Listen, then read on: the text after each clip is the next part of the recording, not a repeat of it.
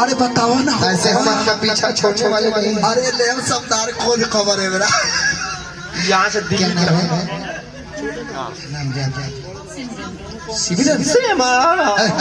सिरमन कृपया ध्यान दीजिए। का भाई लोग का ध्यान देवे के बा। और आपका नाम क्या है? हरी क्या बात है? क्या बात है? दिखाओ लो उधर तो हाँ हेले हेले दिखाओ। ताली बजा भैया भैया ताली बजाओ। इन होली के सामान हो, होली के सामान। ये लो होली का सामान हो। अबीर अबीर हलो ताली से अबीर मंगा दे छोड़ दे। हाँ जी, जे मर्जी लगाई। हेने मत तकलो, होने सामान माने लोग होने बाकी है ने बा। होने तकलो। अरे कब कब है ना ताक दियो लोग। अरे ये बुझा तबे आज के लील ले गए सर। ये लोग के लील के गाछ पर बैठावे के पड़ी। गिरनी जब डूब जाए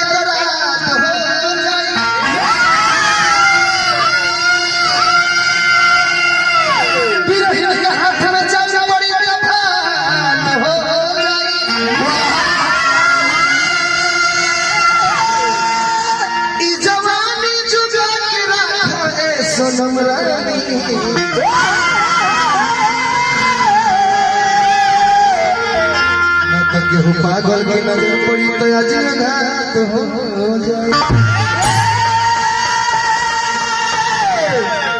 एगो गीत हम दिए कंपनी से बोले होते हैं 10 समा माने के बाद हर फूल खुशबूदार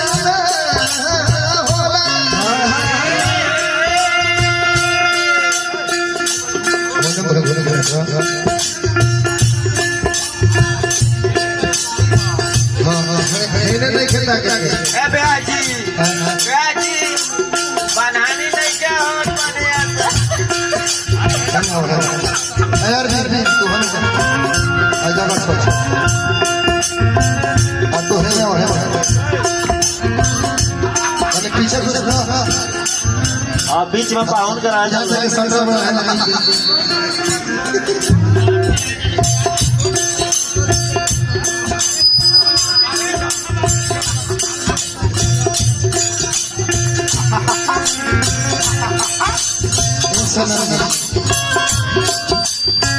फूल सब डूब जाते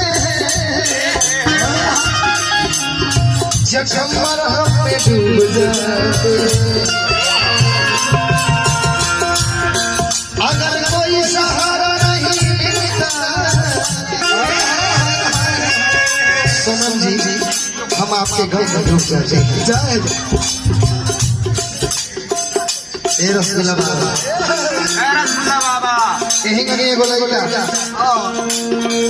निकल के देखो मालिक भाई है भाई के कोई तो हमारा खाने को लड़का कलम चढ़ा दे सुने